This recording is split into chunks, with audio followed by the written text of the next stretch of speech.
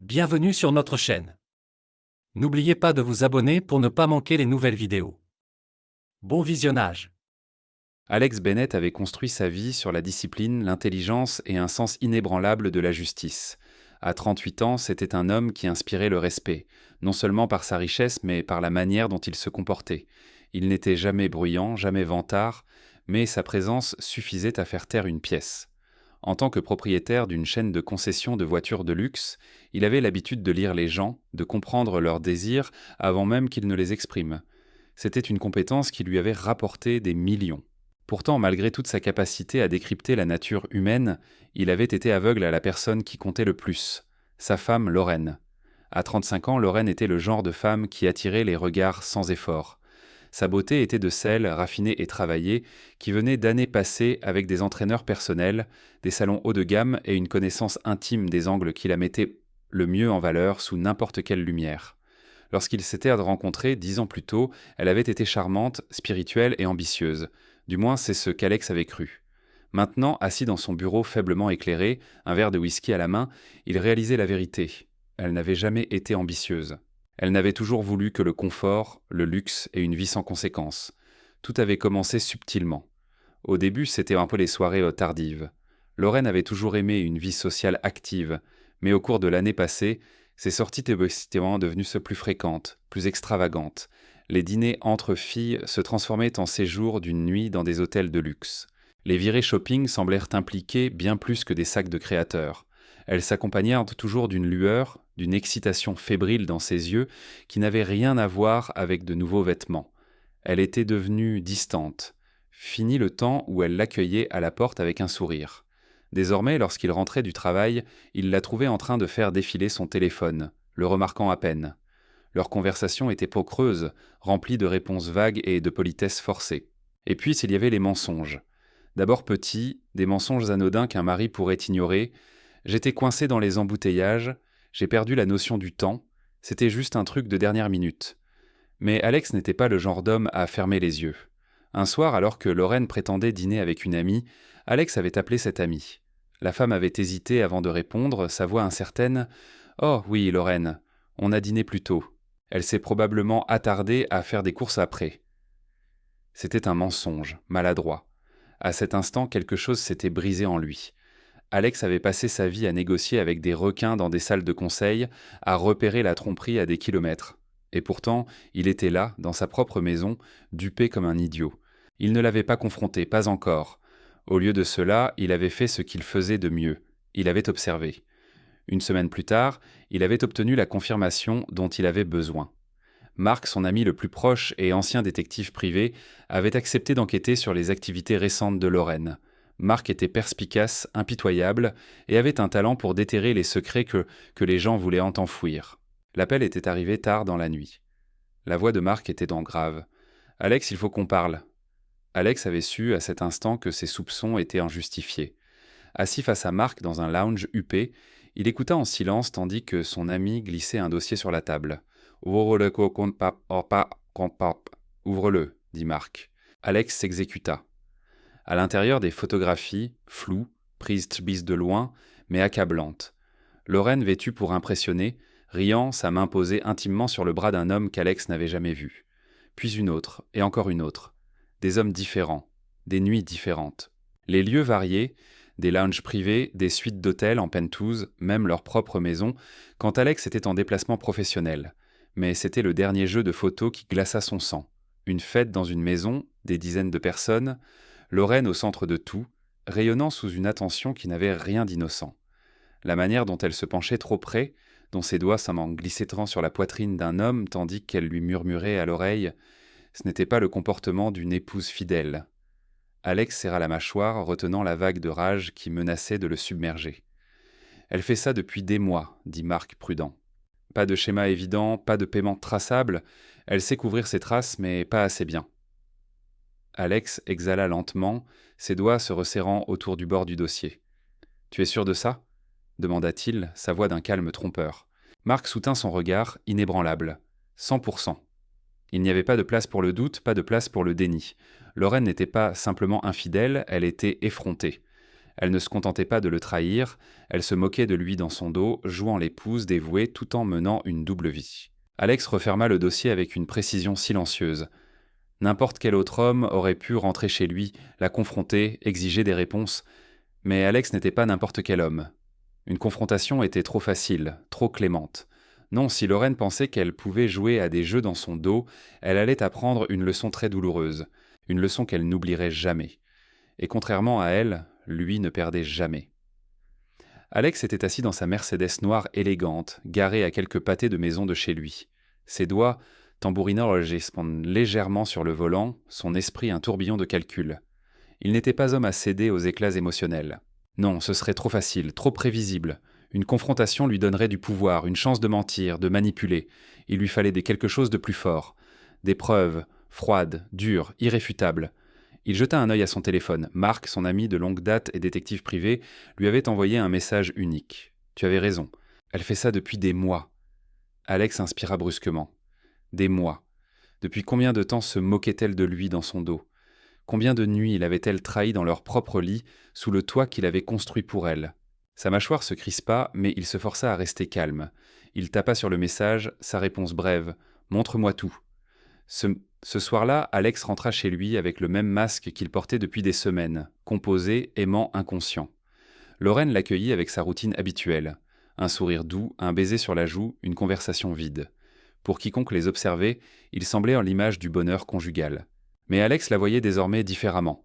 Il remarquait la façon dont ses yeux se tournaient vers son téléphone toutes les quelques secondes, la manière dont elle changeait de position, comme si elle réprimait une énergie nerveuse. Elle attendait quelque chose ou quelqu'un. Pendant le dîner, il joua son rôle. « Comment s'est passée ta journée ?» demanda-t-il en coupant son steak. « Oh, tu sais, comme d'habitude » répondit-elle en riant légèrement. « Brunch avec les filles, un peu de shopping. Et toi ?»« Réunion. Un possible contrat avec un fabricant de voitures de luxe. » Elle hocha la tête distraitement, faisant défiler son téléphone sous la table. Ses doigts bougeaient rapidement, envoyant un message confirmant des plans. Alex s'adossa à sa chaise, sirotant son vin tout en prenant note mentalement. Elle était à l'aise, trop à l'aise. Elle croyait vraiment qu'il ne soupçonnait rien. Cela allait bientôt changer. Le lendemain matin, pendant que Lorraine était à son cours de yoga, Alex se mit au travail. Il avait déjà donné à Marc un accès complet au système de sécurité de leur maison. Maintenant, il installait des caméras supplémentaires là où Lorraine ne penserait jamais à regarder. Derrière une grille dans le salon, à l'intérieur d'un vase décoratif dans leur chambre, une minuscule lentille dans le lustre au-dessus de la table à manger. Chaque angle était couvert, chaque murmure enregistré. Lorsqu'il eut terminé, il avait sécurisé l'accès à chaque pièce qu'elle pourrait utiliser. Cette fois, il n'y aurait ni déni, ni manipulation, juste la vérité brute et sans filtre. Ce soir-là, Marc envoya le premier lot de vidéos des semaines précédentes. Alex s'enferma dans son bureau à domicile, tamisa les lumières et appuya sur lecture. L'écran scintilla. Une vidéo datant d'à peine une semaine. Lorraine allongée sur leur canapé blanc immaculé, portant seulement un peignoir en soie, un verre de vin dans une main, son téléphone dans l'autre. Une notification de message apparut à l'écran. Marc avait zoomé, mettant en évidence le texte. « Hâte de ce soir, même heure, même endroit. » Alex serra les poings. La réponse arriva quelques secondes plus tard. « Bien sûr, amène les autres. Tu sais que j'aime avoir un public. » Son estomac se noua. Il la regarda jeter son téléphone sur la table basse, se lever et dénouer son peignoir juste au moment où la sonnette retentissait. L'écran devint noir. Alex exhala lentement, son cœur battant dans sa poitrine. Il passa au fichier suivant, datant de 3 semaines. Plus de rire, plus de flirtation, un homme différent cette fois, blond, athlétique, sa main reposant sans honte sur la cuisse de Lorraine. Une voix enregistrée grésilla à travers les haut-parleurs. « T'es marié à un mec riche, et s'il découvre ?» demanda l'homme, son ton taquin mais teinté de curiosité. Lorraine se pencha, ses lèvres frôlant son oreille. « Oh, Alex, il était trop occupé à faire de l'argent pour remarquer quoi que ce soit. Et même s'il le faisait, qu'est-ce qu'il pourrait vraiment faire ?» Alex referma son ordinateur portable. Sa respiration était régulière, mais son esprit rugissait. Elle pensait qu'il était un idiot, une marionnette à manipuler pendant qu'elle vivait ses fantasmes, plus maintenant. Lorsqu'Alex quitta son bureau, le ciel dehors était devenu noir, les lumières de la ville scintillant comme des étoiles lointaines. Lorraine était dans le salon, pelotonnée sur le canapé, faisant défiler son téléphone. Elle leva les yeux avec un sourire étudié. « Ah, Salut, chérie, longue journée. Alex s'approcha, se pencha et embrassa son front, ses lèvres s'attardant une seconde de plus que d'habitude. Elle n'avait aucune idée. Oui, murmura-t-il, mais je pense que les choses commencent enfin à se mettre en place. Elle rayonna, totalement inconsciente, et pour la première fois, Alex lui rendit son sourire, car il savait que le jeu allait changer. Un calme flottait sur le manoir, comme une accalmie trompeuse avant une tempête. L'air sentait le parfum coûteux et les sols fraîchement cirés, une perfection stérile qui masquait la pourriture en dessous. Alex Bennett se tenait dans la lueur tamisée de son bureau, ses doigts enroulés lâchement autour d'un verre en cristal de Bourbon. Le liquide ambré tournoyait doucement, tout comme la tempête qui couvait dans son esprit. Ses yeux étaient transfixés sur l'écran devant lui. Les images de surveillance défilaient avec une clarté nette, un flux en direct des caméras cachées qu'il avait soigneusement installées dans toute la maison. La date était fixée, les acteurs en place. Ce soir, sa femme croirait qu'il était à Chicago pour un voyage d'affaires urgent. Ce soir, le rideau se lèverait sur l'acte final de sa tromperie. Ce matin-là, Alex avait joué son rôle à la perfection. Vêtu de son costume taillé sur mesure, il embrassa Lorraine sur la joue, ressentant la froideur de son affection maîtrisée. « Je serai absent pour les 2 prochaines nuits. Ne m'attends pas, avait-il dit, sa voix égale, contrôlée. Lorraine avait à peine levé les yeux de son téléphone, ses lèvres esquissant un sourire secret alors qu'elle tapait un message à quelqu'un qu'il connaissait déjà. « Bon voyage, chérie, répondit-elle doucement. Elle ne demanda même pas dans quelle ville il se rendait, ne fit même pas semblant de s'en soucier. Il s'était retourné et avait franchi la porte d'entrée, montant dans le SUV noir qui l'attendait. Mais il n'avait jamais quitté la ville. Au lieu de cela, il s'était rendu dans un lieu sécurisé où une équipe de professionnels surveillait les caméras cachées du manoir. Il avait payé cher pour la discrétion. Maintenant, il regardait sa femme bouger avec l'arrogance insouciante de quelqu'un qui se croyait intouchable. Le soleil du soir projetait de longues traînées dorées sur les sols de marbre immaculés, tandis que Lorraine préparait son événement secret. Elle ne se contentait pas de tromper, elle orchestrait. Les verres à vin cliquetaient alors qu'elle les disposait méticuleusement sur le comptoir. 3-7, 3 hommes. Son téléphone sonnait avec des confirmations, l'une après l'autre. Le premier invité arriva juste au moment où le ciel s'assombrissait en crépuscule. Tom, l'avocat, vêtu d'un style décontracté chic, portant une bouteille de whisky coûteuse comme s'il s'agissait d'une sorte de célébration. Puis vint Eric, le politicien en devenir, affichant son sourire charmeur et calculé. Enfin Jake, l'entraîneur personnel, son corps musclé à peine contenu dans sa chemise ajustée, regardant la maison comme s'il en était déjà le propriétaire. Ils saluèrent de Lorraine avec l'assurance facile d'hommes qui avaient déjà fait cela. Ils riaient, trinquaient, laissaient dans leurs mains vagabonder sans hésitation. Alex observait tout depuis son ordinateur portable, ses doigts se resserrant autour du verre dans sa main. Et ils n'aimaient pas là juste pour le plaisir. Ils étaient là parce qu'ils croyaient en pouvoir prendre tout ce qu'ils voulaient en. Lorraine les conduisit dans le salon à concept ouvert, les fenêtres du sol au plafond offrant une vue panoramique sur la ville. « Bon, au meilleur nuit de la vie », ronronna-t-elle, levant son verre à l'indulgence. Tom fit écho, ses yeux sombres d'amusement. Eric se pencha, effleurant la main le long du dos de Lorraine. Jake sourit, défaisant déjà le premier bouton de sa chemise. Il ne savait pas, il ne voyait pas Thiopar, mais derrière eux, les murs même les observaient. De petites caméras presque invisibles, incrustées dans les lustres, dans les coins des bibliothèques, dans les conduits d'aération. Chaque toucher, chaque sourire, chaque trahison était enregistré en haute définition. Et ce n'était pas seulement Alex qui regardait. À ce stade, le flux privé avait commencé à être diffusé directement à un groupe restreint de personnes.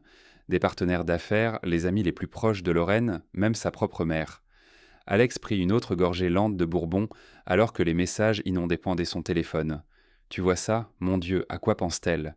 Tu mérites mieux que ça. » Il sourit, un sourire froid, sans humour. Oh, il le savait.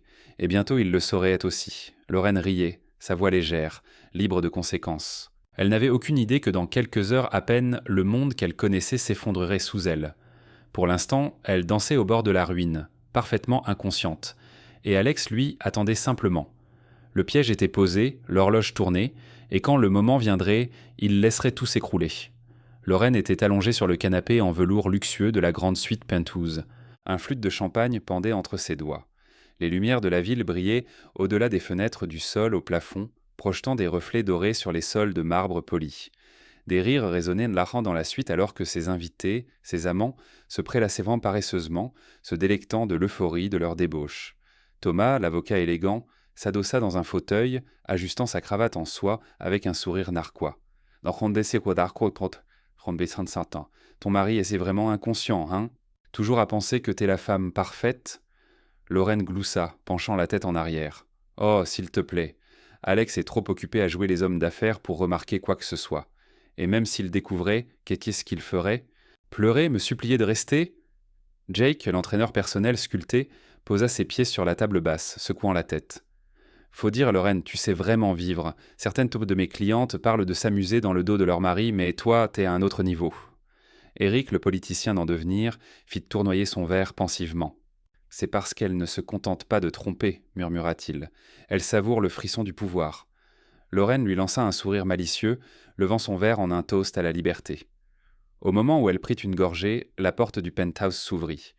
Au début, personne ne réagit. Ils pensèrent qu'il s'agissait du service d'étage, peut-être une autre bouteille de champagne. Mais lorsque des pas lourds entrèrent dans la suite, l'atmosphère changea. Lorraine baissa lentement son verre. Qu'est-ce que... Une rangée de personnel de sécurité de l'hôtel se tenait à l'entrée, leurs expressions indéchiffrables. Derrière eux, un homme élégamment vêtu s'avança. Ce n'était ni un invité ni un employé. C'était un journaliste, un micro à la main, une équipe de caméras sur ses talons, et puis, la pire vision de toutes, derrière le journaliste, grand dans un costume sombre impeccable, se tenait Alex. La respiration de Lorraine se bloqua. Le sang quitta son visage, ses membres se raidirent, une terreur primitive rampant le long de sa colonne vertébrale. La pièce tomba dans un silence étrange. Alex ne parla pas tout de suite. Il se contenta de scruter la pièce avec ses yeux froids, calculateurs. Son regard se posa sur elle, puis glissa sur ses amants, l'un après l'autre. Il prit son temps, leur laissant sentir le poids de sa présence. Puis, d'une voix si calme qu'elle fit frissonner l'air, il dit « J'espère que vous vous êtes tous bien amusés. » Thomas fut le premier à réagir, se levant de son fauteuil. « Écoute, mec, c'est une sorte d'erreur. »« Vraiment ?» interrompit Alex, penchant la tête. Sa voix restait étrangement égale.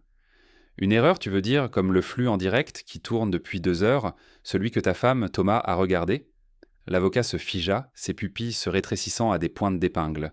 Le verre d'Eric glissa de ses doigts, se brisant contre le sol. Jake bondit du canapé. « Qu'est-ce que tu veux dire par flux en direct ?» Alex plongea la main dans sa poche et en sortit son téléphone. D'un geste du poignet, il tourna l'écran vers eux. Là, en haute définition, se déroulait toute la soirée. Les boissons, les flirtations, les mots murmurés, les moments intimes, tout cela diffusé. Le cœur de Lorraine battait dans ses oreilles, sa poitrine se serra. Qui ? Sa voix sortit rauque. Qui regardait ? Le sourire d'Alex était presque imperceptible. Oh, pas grand monde. Juste quelques amis proches, ta mère, quelques-uns de mes partenaires d'affaires. Oh, et la femme de Thomas. Elle m'a envoyé des messages toute la nuit. Elle aimerait te parler, d'ailleurs. Thomas semblait physiquement malade. Lorraine tenta d'avaler, mais sa gorge était sèche comme du sable. « Alex, commença-t-elle, s'avançant. On peut... » « Non, coupa-t-il, la glace dans sa voix aurait pu geler la pièce. Les portes derrière lui s'ouvrirent à nouveau. Cette fois, une femme entra en trombe, le visage rouge, les larmes aux yeux, la femme de Thomas. Ses yeux se fixèrent sur son mari, et à cet instant Thomas sut qu'il était fini. Espèce de sale menteur dégoûtant. Elle n'acheva pas sa phrase. Elle n'en avait pas besoin. Les minutes qui suivirent furent chaotiques. La femme de Thomas arracha son alliance et la lui lança avant de sortir en trombe. Le téléphone d'Eric vibra violemment, sans doute son directeur de campagne, réalisant que sa carrière politique s'effondrait en temps réel.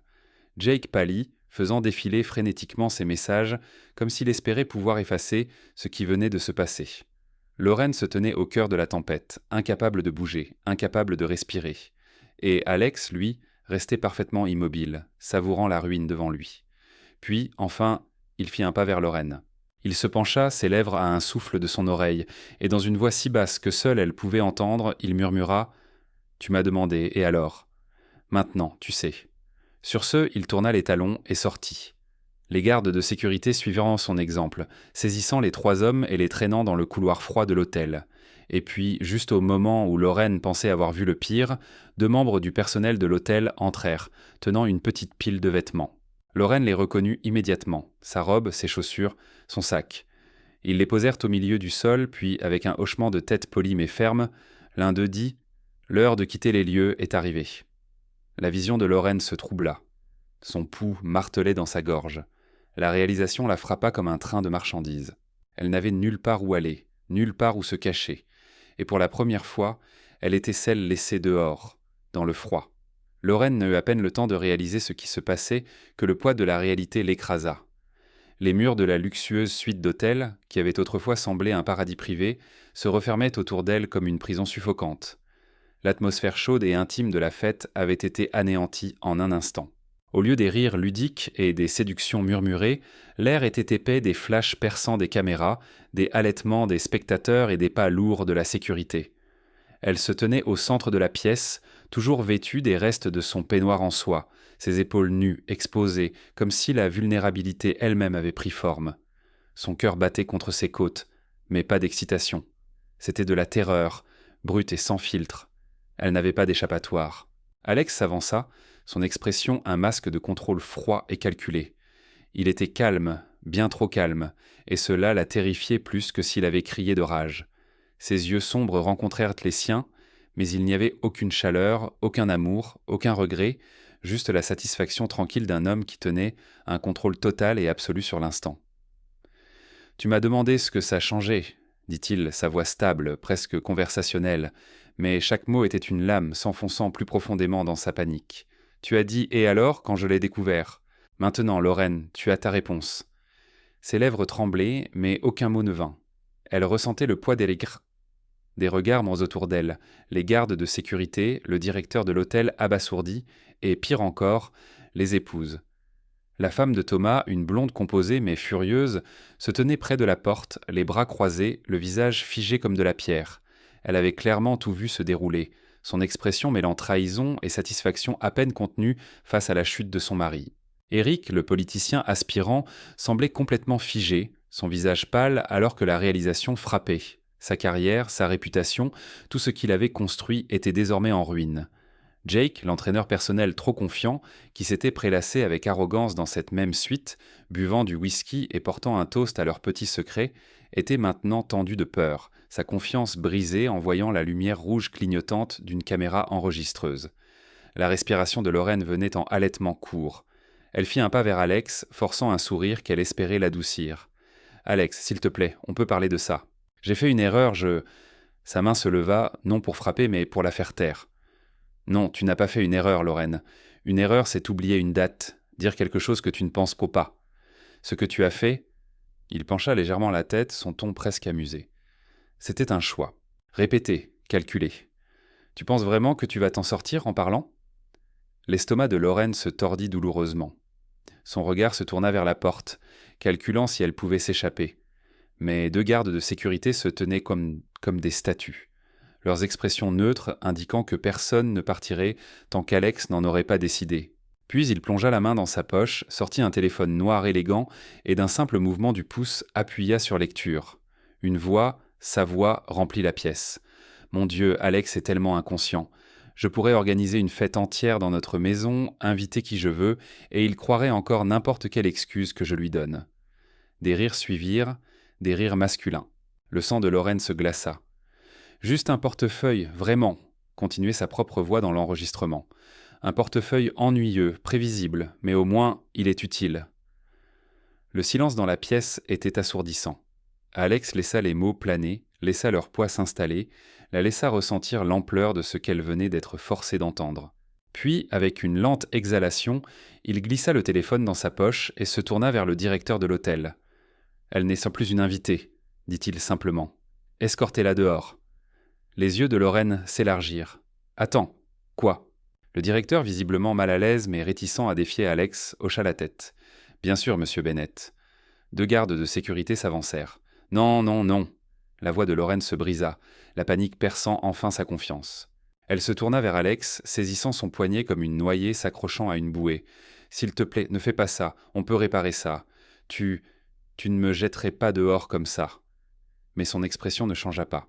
Il se contenta de détacher ses doigts de son poignet et recula, comme si elle était à quelque chose de sale qu'il ne souhaitait plus toucher. « C'est exactement ce que je fais, » dit-il. Lorraine se débattit. Les gardes la saisirent par les bras. « Tu ne peux pas faire ça. Tu ne peux pas. » Elle se tourna désespérée vers Thomas, vers Éric, vers Jake, ses amants, ses complices, mais tous détournèrent le regard. aucun ne la sauverait, car ils étaient trop occupés à se sauver eux-mêmes. Et puis, sans un mot de plus, elle fut traînée à travers la porte, ses pieds primps nus trébuchant contre le sol de marbre froid, son peignoir glissant de ses épaules, alors qu'elle était conduite dans le vaste couloir impersonnel. Derrière elle, la porte se referma avec un clic. Un verrou s'enclencha. Elle était dehors, seule. Les lampadaires projetaient une lueur pâle et froide sur le trottoir vide. L'air nocturne était vif, un contraste saisissant avec la chaleur et l'excès dans lesquels Lorraine s'était baignée quelques heures plus tôt. Maintenant, elle était assise sur un banc en bois écaillé, sa robe de soie autrefois luxueuse déchirée à l'ourlet, s'accrochant à son corps tremblant comme un fantôme de la vie qu'elle avait perdue. Les talons qu'elle avait portés avec tant de confiance plus tôt dans la soirée avaient disparu, perdus dans le chaos de son humiliation. Ses pieds nus pressèrent contre le béton rugueux, sales et meurtris. Elle frissonnait, se serrant dans ses bras alors que la réalisation de sa nouvelle réalité s'installait. La ville continuait autour d'elle, indifférente. Les voitures passaient, leurs conducteurs ne jetant que des regards fugaces et désintéressés à la femme échevelée sur le banc. Le monde ne s'était pas arrêté pour sa souffrance. Il n'avait pas fait de pause pour pleurer la perte de l'image soigneusement façonnée qu'elle avait créée. Elle n'était rien maintenant, une pensée après coup, jetée au rebut. Elle fouilla dans les plis déchirés de sa robe, cherchant son téléphone, mais bien sûr il avait disparu, confisqué avec ses cartes de crédit, ses bijoux, tout ce qui l'avait relié à la vie privilégiée qu'elle avait connue. Une vie qui semblait maintenant un rêve qu'elle avait sottement pris pour acquis. Sa respiration se bloqua alors qu'elle se souvenait du regard sur son visage. Alex. Elle avait vu de nombreuses expressions sur son mari au fil des ans. Admiration, amour, parfois frustration. Mais jamais comme ça, jamais cette finalité froide, tranchante comme un rasoir. Au moment où il lui avait adressé ces mots cinglants dans la suite de l'hôtel, elle avait su qu'il n'y aurait pas de rédemption. « Tu voulais savoir ce que ça changeait.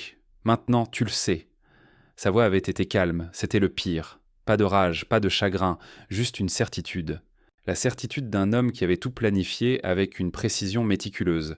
Un homme qui l'avait regardé le trahir, jouer ses petits jeux perfides, et au lieu d'exploser de fureur, avait attendu et frappé. Des larmes brûlaient au coin de ses yeux, mais elle refusait de les laisser couler. Elle n'avait jamais été faible, jamais du genre à craquer. Mais alors qu'elle était assise là, dépouillée de tout, le poids total de ce qui s'était passé pesait sur elle comme une force insupportable. Elle avait été chassée, non seulement du penthouse, non seulement de la richesse, mais du monde même qu'elle avait cru lui appartenir pour toujours. Un léger coup de vent souffla dans la rue, lui envoyant un frisson glacial à travers sa peau exposée.